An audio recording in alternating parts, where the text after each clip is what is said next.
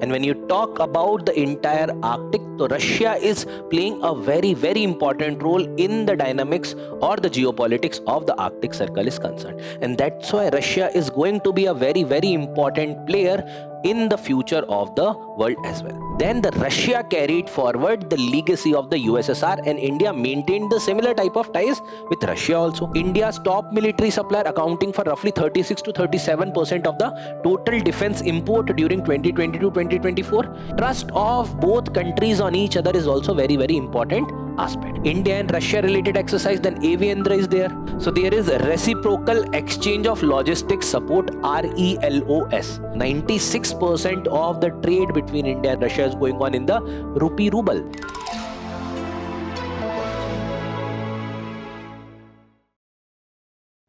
Hello everyone, I am Vishal Sir, and today we are going to discuss a very important article from the perspective of international relations, which is regarding the India-Russia relations in the wake of the recent annual summit. So this is the 23rd annual summit between India and Russia, and this is marked at the time period when the world is in the situation of flux. The world is not same as we were expecting after the globalization. There are constant warfare that are going on across the world. Whether you talk about the Russia-Ukraine crisis or whether you talk about the wars that are going on in the West Asian region.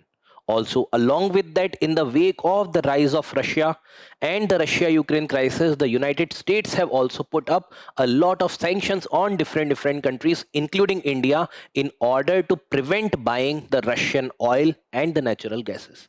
So in this particular entire context, it is very important that when the President Putin arrived in India, this is marking as a very much historic event from the perspective of India-Russia relations. Along with that, it is from the geopolitical perspective also a very important article to be discussed. And UPSC is also keen to ask about that how the India and Russia relations are getting unfurled at the global level, how it is going to impact the geopolitics. And that's why, in order to understand what exactly are the dynamics between India and Russia, it is important to understand the details of the India and Russia relations. So in this particular video, we are going to identify that what are the historical background with respect to the India and Russia relations, what are the important areas of cooperation, and what exactly were the outcome of the present 23rd annual summit between India and Russia. Having discussed about that, we will also talk about the challenges pertaining to this and how India can ensure its strategic autonomy in the 21st century in this particular tumultuous world. Right. So let's start the discussion with the identification of the geography of Russia. So we are talking about that why Russia is very significant from the geopolitical perspective, that despite having the economic issues, this is the vast size of Russia, which is providing it a large agricultural tract, which is providing it a large number of the natural resources, minerals as a part of that. And the oil and natural gas reserve is one such strength that the Russia is right now enjoying. And when you talk about the entire Arctic, so Russia is playing a very important role in the dynamics or the geopolitics of the Arctic Circle is concerned. And that's why Russia is going to be a very important player in the future of the world as well. Now, talking about this, so this is the place where India is situated. So you can obviously see that there is no physical connectivity from the land route between India and Russia, and in that particular context, it has to be mainly the maritime routes that has to be explored, and that's why India is focusing upon that. Now, talking about the evolution of the India and Russia relation, it is very important to understand the historical aspects of the India and Russia. So before 1991, it was the Soviet Union with which India had since independence had the diplomatic relations. And those relations were later on inherited by Russia after the disintegration of the USSR. So if you can see over here that the establishment of the diplomatic ties were there since 1947. But in 1971, there was a major breakthrough as far as the relations between India and Soviet are concerned. And you already know that what was that particular context? That was the Bangladesh Liberation War. So when it was completely evitable, and we can see those particular things, that the war is about to come between India and Pakistan, and specifically on the context of the East Pakistani territories later becoming Bangladesh. So in that particular context, India wanted a strategic shield in order to provide the support whenever there may be any intervention from the Western power, or let's say from the side of China. And that's why in 1971 India signed with Soviet the Treaty of Peace, Friendship and Cooperation. And as a result of that, the United States or Russia or China basically dared not to enter into the war and escalate the scenario. And that's why India was able to liberate the Bangladesh and was able to ensure surrender of Pakistan in 1971. Now, after that, the cooperation continued from the defense perspective, but then there were other avenues that were also identified. For example, 1975 was the time period when jointly India and Russia were cooperating in the science and technology domain, and specifically in the space sector. And the Aryabhatta's launch was one of the earliest support that the Russia has, or the USSR at that point of time, had provided in order to ensure a better space-related cooperation. Now, after that, 1988 mein another area or of the joint collaboration that was observed in the form of the Kundankulam nuclear power plant. And right now in the recent visit also, this particular, the units 3 to unit 6 of the Kundankulam nuclear power plant has again been emphasized. Now, 1991, the USSR got disintegrated, but then the Russia carried forward the legacy of the USSR, and India maintained the similar type of ties with Russia also. Now, in the 1991, obviously the 20 years of the 1971 cut Treaty of Peace, Friendship and Cooperation got completed. So there was a provision in that 1971 cut treaty that there can be renewal and appraisal after 20 years, and that can be further extended. So in 1993, that particular appraisal was completed, and the Treaty of Peace, Friendship and Cooperation was again reinsured between India and Russia. So that time it was India and USSR, and now it was between the India and Russia, because of the disintegration of the USSR. Now, later on in the early 2000, there was the strategic partnership that was being signed. Now, the strategic partnership, we already know that when the relations between the countries are going to get expanded in different other fields. For example, let's say technology, India was already collaborating. Defense, India was already collaborating. Energy, India was already collaborating. But then the areas got further increased. There was joint development. There was joint cooperation. There was further support with respect to the economic aspect, with respect to the technological aspects, with respect to even the geopolitical aspects, right? And India also went forward in order to sign a lot of connectivity related initiatives, the joint collaboration related initiatives, right? And then after that, there was also the summits at the annual level that was also started. So at the highest level summit in the annual domain, that particular thing was also initiated since 2000. And then in 2010, that particular partnership was further improved, or we can say the enhanced in the terms of scope, and that became the special and the privileged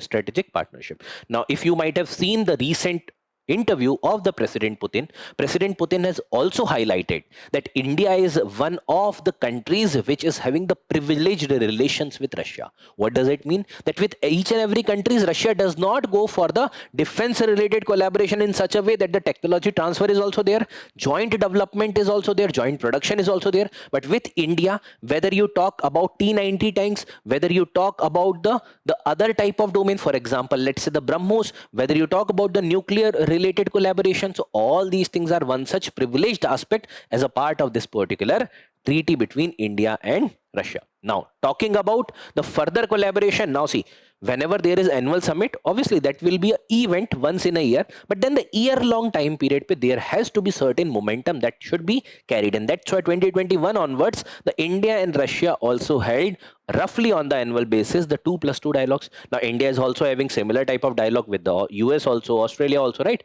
So in the 2+2 dialogue, there are defense minister and the foreign minister of both the countries are meeting. They are collaborating on a lot of things. So the defense and the foreign ministers are collaborating on different matter in order to set the agenda for the subsequent meeting. So this is the holistic aspect as far as the India and Russia relations are concerned. And fast forward to 2025, when there were a lot of sanctions were being applied from the side of US, including the secondary sanction, roughly 50% tariff, and still India is collaborating with Russia in terms of purchasing the Russian oil, collaborating on the internationalization of rupees. That shows the strategic importance of Russia in terms of the India's geopolitical strategy. Now, talking about the core pillar of the India-Russia partnership, and this also highlights the importance of the India and Russia partnership. Let's start discussing each and every point. First is regarding the political and the diplomatic convergence. So when we talk about the political and diplomatic convergence, we already know that the 23rd annual summit that is there, so roughly on every year there is a summit, either the Prime Minister is going there in the Russia or the Russian President is coming to India. So like this, they are discussing on a lot of issues that is further enhancing the relationship between two countries. There are also the ministerial exchanges, for example 2+2 dialogues are there. Then there are the forums like the United Nations, where the Russia also supports India's policy or India's approach in order to get the permanent seat in the UNSC, and Russia also advocates for the India's inclusion in that. Apart from that, G20, where India and Russia are collaborating. Then the BRICS, again a forum of the global south countries where India and Russia are collaborating. And finally the SCO. So these are certain regions or certain organizations where India and Russia are right now collaborating, and these all, if you observe specifically the BRICS and SCO, jahan par they are not specifically focusing upon the Western agenda. That means to some extent they are talking about the importance of the global south, which is the need of the time, right? Next is regarding the defense and the security. So see, it's not practically possible to talk about India and Russia relation without discussing about the defense related collaboration, because this is one of the earliest and one of the most prominent aspect. If you talk about the India Russia relations and specifically from the defense perspective, so India ke total defense ka roughly 37% comes from Russia, right? So India's top military supplier accounting for roughly 36 to 37% of the total defense import during 2020 to 2024. Even if we include the previous platform, so it is further cumulatively further more. Apart from that, buyer seller se lekar joint research, innovation, joint development, like the BrahMos missile mainly developed in India, joint collaboration between India and Russia. T-90 tanks, again a joint collaboration mainly developed in India. Many such rifles, for example AK-203 and many other, are being developed in India. So what it is reflecting? It is reflecting the defense and security collaboration, and also the trust of both countries on each other is also very important aspect. Apart from that, obviously military exercises, which is the Indra, which is the India and Russia related exercise. Then AV Indra is there, right? So these are the collaboration, these are the capacity building related aspects which are there between India and Russia. Now, talking about the next aspect, which is the energy security. So the largest crude oil supplier, and specifically if we talk about roughly last 2 years, there has been exponential increase between India and Russia's oil trade. Roughly India ka jo, if you can talk about that, roughly India's 35% around, I'm giving you a rough data, 35% around oil is being imported right now from Russia. And that too, when the Western world is putting on sanctions on the India's purchasing of oil from Russia, still India continuing. That shows the strategic importance of Russia. Apart from that, the energy investments in the Russian Far East region. So there are many such places, for example, Vostok, for example, Sakhalin. These are specific region jahan par India has shown its interest. India is collaborating. India is basically putting up money in order to take the joint stocks in those particular corporations. Along with that, the Kundankulam nuclear power plant, it is also one such prominent collaboration. Iske alawa, if you talk about the small modular reactor, is one such prominent thing which has featured in this particular annual summit, jahan pe there are small modular reactor, because that can be developed quickly, that can be developed in the modules, and that can be assembled quickly, and that will not be of that large scale. So easily you can generate the nuclear energy at lesser cost, right? Talking about the trade and economy, so roughly $68 billion. So it has been more than doubled since last 2-3 years, and then it has now became 68.7. Now the India is targeting to keep it roughly $100 billion by 2030, and along with that, see, right now the majority of the basket is being dominated by crude oil and natural gases. But then India want to diverse it so that India can also jointly take participation, right? So talking about this, apart from that, 96% of the trade is going on in the local currency, which is in the form of rupee ruble trade. That means India is giving rupee, they are giving ruble, and then there are Vostro accounts which are being kept in order to ensure the transactions, right? So this is also there. Along with that, the connectivity project, for example, there is INSTC, which is the International North-South Transport Corridor, right? Then there is Northern Sea Route. So North-South Transport Corridor is an alternative route other than the Suez Canal route. So in order to connect the India to Russia, right? Apart from that, Northern Sea route is exploiting the route of Arctic, जो Chinese maritime route था, उस maritime route और Arctic route को exploit करना, that is the Northern Sea route and the Chennai Vladivostok Eastern Maritime Corridor. So I'll show you in the map that where all these are located. Lastly, talking about the another and one of the most prominent collaboration between India and Russia, which is regarding the recent Gaganyaan mission. So Gaganyaan mission, maybe they are collaborating. Even we have seen 1975 onwards through Aryabhatta and later on multiple other support that the Russia has provided significantly. That time it was USSR, now it is being provided through Russia. So the space related collaboration is also being there. Now talking about that, this is the INSTC, which is from India going to Iran, then Iran se it is reaching to the St. Petersburg, which is in the Russia. Talking about the Northern Sea route, it is going through the Arctic region, so it is crossing the Arctic, because the reason is generally previously what was observed, that for a very brief time period it was getting thought, but now because of the climate change, because of a lot of issues, now the navigation is comparatively possible for the larger period of the year, and that's why India also is interested in order to exploit or utilize this particular route.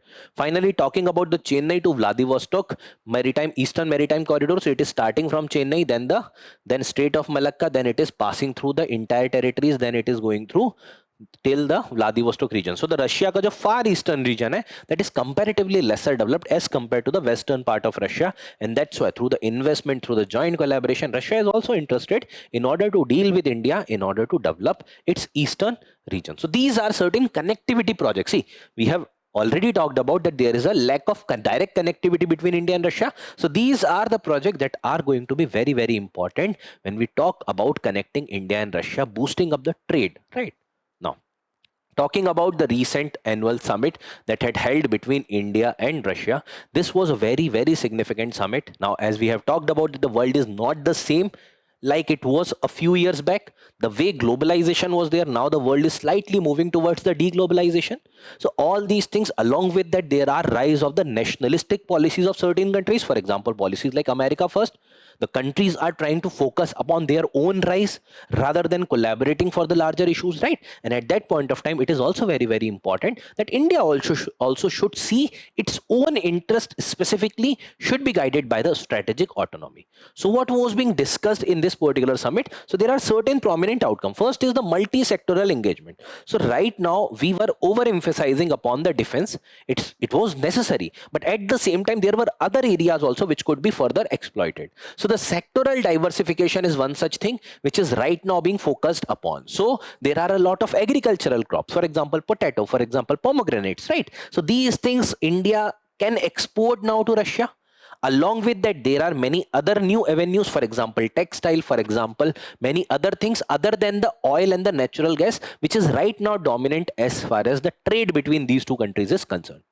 Now, in order to access the market, obviously the FTA with the Eurasian Economic Union is also very, very important. So this Eurasian Economic Union, जिसके साथ India is in the form of discussion in order to sign the free trade agreement, so that India will get the preferential access in the markets of the countries, which is a group of 5 countries, which includes Russia, which includes Belarus, which includes Kazakhstan, which includes Kyrgyzstan, and which also includes the countries like Armenia, right? So in that particular context, it is important in order to access the large amount of population and large amount of market. Apart from that, critical mineral collaboration. So India also knows and Russia also knows very well that right now China is having monopoly or dominance in this particular domain. Now, when China is having dominance, obviously the chances are very, very high that in future, if there are any issues that will be developed, let's say right now there is a bonhomie between Russia and China, but tomorrow if the relations get deteriorated, so Russia is also apprehensive of that, and even India is aware about that, right? So they are collaborating for the joint research, joint development, exploration, mining, processing, all these things related to the critical minerals and also the rare earth element. Talking about the innovation, technology collaboration, research and development, then joint working group on the climate change, low carbon development, all these things are certain aspects where India and Russia are right now collaborating, and they are further discussed about in this particular summit. Next is about defense. So again, it is not possible that we can talk about the India and Russia relation without talking about the defense in this particular domain. So defense is very, very important. So there is reciprocal exchange of logistics support, RELOS. So you can recall and try to relate with the LEMOA with US. So Logistic Exchange Memorandum of Agreement that was signed with US roughly in 2016. Now the RELOS, which is the Reciprocal Exchange of Logistics Support, that is signed with Russia, where India and Russia can access each other's naval bases, each other's resources. They can have the replenishment, refueling, docking, all these facilities will be available. So right now the Russia is having one of the largest bases across the world. Russia is having the Arctic base, which is the Murmansk. There is the Pacific base, which is Vladivostok. Now India is also going forward with its Mahasagar doctrine, which is mutual and holistic advancement of the security and growth for all in the region. Now in that the Pacific is very, very important. So the Pacific port या फिर Pacific जो reason है where the Russia is also having significant dominance, that India can also utilize and capitalize in order to increase its own power. Talking about the energy security, that is also very, very important. देखो defence में इसके अलावा the S-400 already है, S-500 related negotiations, yes, they are going on. Along with that, the development of the next generational radars and other things that are also being discussed. Su-57 is also one such thing, but India is right now focusing more upon the defense indigenization. That's why that thing is not being that much highlighted. Talking about energy security, discussion to secure the equity stakes in the upstream projects like the Vostok oil project. We have talked about that. In the eastern region of Russia, India is showing its interest in order to take the stakes in those particular corporations in order to boost its economic and the energy related basket. Apart from that, the Arctic region, the Sakhalin region, Kundankulam power plant in India where the Russia is supporting, then the small modular reactor related development. So through this, the nuclear energy, and yesterday there was an article regarding where the NPCIL has developed one of the largest number of units through the nuclear energy. That means on one side India is expanding its nuclear approach, on the other side India is signing the nuclear related deals with different other countries in order to boost its nuclear basket and the diversification. Talking about the connectivity in the Arctic, so we have already seen there is the Northern Sea Route, there is Chennai Vladivostok Eastern Maritime Corridor, there is INSTC. So these were again being emphasized. So already this particular Chennai Vladivostok Eastern Maritime Corridor is functional. INSTC is also to some extent functional, and the Northern Sea Route is also being explored in order to get the further availability of the feasible aspect as far as the mobility is concerned. India is also being supported by Russia, where the Russian जो navy है that will train the Indian जो navy है उसको in order to sail through that particular जो sea और जो region है where there is a ICC available. So in that particular region, the navigation is difficult, and that technology and that tactics are being taught by Russian Navy. So there is that collaboration also. Talking about the financial architecture, this is also one of the prominent thing. So there is the India's SFMS, which is the structured financial messaging system, and also Russia's SPFS, which is the system for transfer of financial messages. So see what exactly was till now. Matlab, there was a SWIFT system, which is the Society for Worldwide Interbank Transfers, right? Now, problem was that the debt was dominated by US.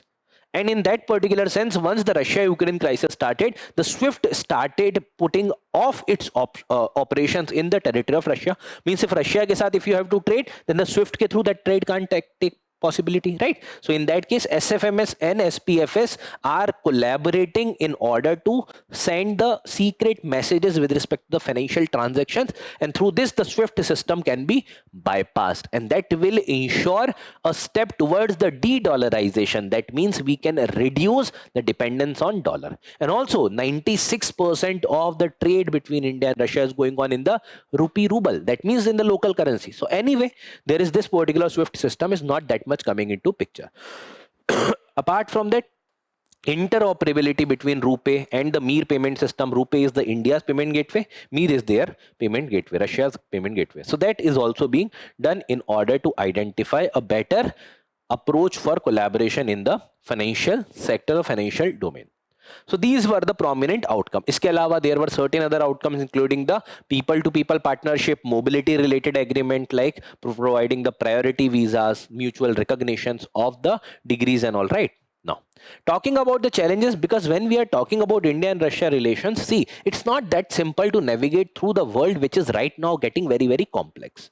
Already there are a lot of sanctions that are being imposed, right? And along with that, when India is trading with Russia, roughly if you assume that $68 billion around trade is there in the last financial year, roughly $63 billion ke around it is the import that India is doing from Russia. That means to some extent it is the one-way trade, and that is obviously because of the oil and natural gas. So the oil and natural gas basket is predominant in the trade. Now till the point of time it is not diversified, it is going to be one-way trade. And one-way trade mein hoga kya, that Russians are basically giving the oil to India, India is repaying for that oil, and that too in rupee. Now for that, the rupee are being accumulated at the Russian end. Now, if Russia wants to purchase some things from India, they will send that rupee and the trade will proceed. But the problem is that Russia is not importing much from India.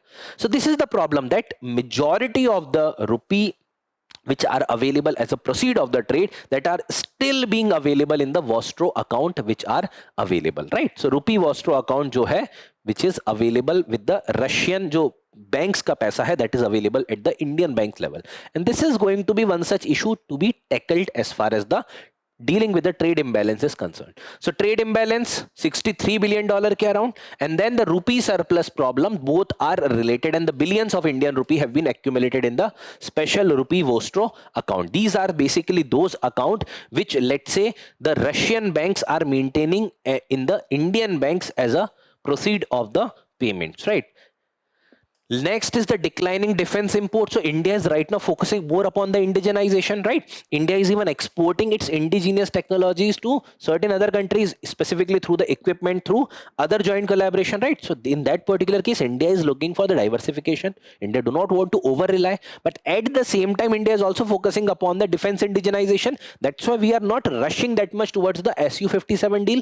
And that's what is the major issue, because defense used to be one of the prominent element of the India and Russia partnership, but that's what is right now getting a not sideline per se, but yes, to some extent it is not that much prioritized. That's why we are talking about diversification, talking about the diverging geopolitical priorities. So India is collaborating with the European Union, India is collaborating with US, along with that the China and Russia relations that are also growing, we all know.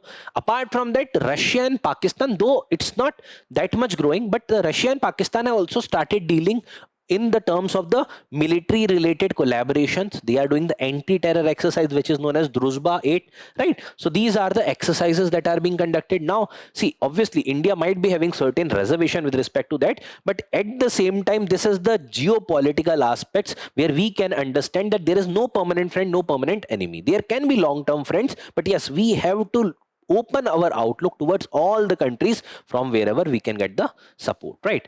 Last is the US sanctions threat, because already there are secondary sanctions that are applicable on India, roughly 50% ke around tariff hai, and along with that there was imposition of CAATSA by US on certain countries in the wake of sanctions on Iran.